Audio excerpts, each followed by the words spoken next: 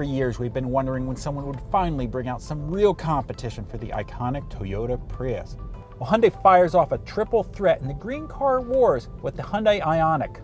It's the first car offered with 3 different levels of electrification: hybrid, plug-in hybrid, and full electric. The full electric model has a claimed 110-mile range. That's no Tesla, but it's on the upper end for what other electric cars offer. So Hyundai is launching this car when gas prices are under $2 a gallon. Isn't that Ioniq? Don't you think? But tightening fuel economy standards and the global demand to reduce greenhouse gas is way large, so Hyundai tried hard here. Under the hybrid's hood is a 1.6-liter 4-cylinder making 104 horsepower, mated to an electric motor. A relatively large lithium-ion polymer battery is tucked under the rear seat, giving this hybrid considerable battery-only capability. Paired with the super slippery body design and shutters in the grille that close for better aerodynamics, and Hyundai claims that the hybrid Ioniq will have the best fuel economy of any car you don't plug in. In other words, the Ioniq supposedly beats the Prius at its own game. We'll find out if that's actually true when we perform our fuel economy test here at the track. But there's more. Hyundai also aims to make driving a fuel-saving car something that you really want to do, something that isn't a chore.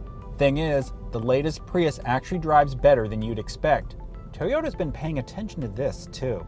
One thing Hyundai did to improve the driving experience is to use a 6-speed dual-clutch transmission. Its goal: avoid the vague and disconnected feeling during acceleration that's common from the continuously variable transmissions used by competitors, like the Prius.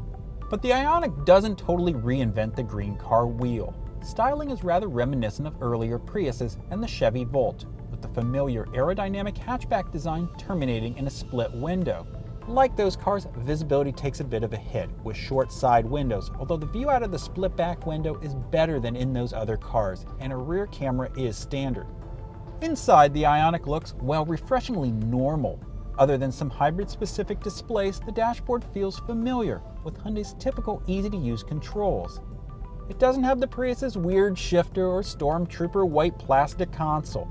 The Ioniq also lacks the packaging concessions found in the Volt.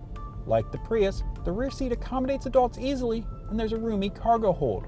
But this top trim Ioniq Limited feels more upscale than the Toyota. There's memory for the power seats and real leather seats.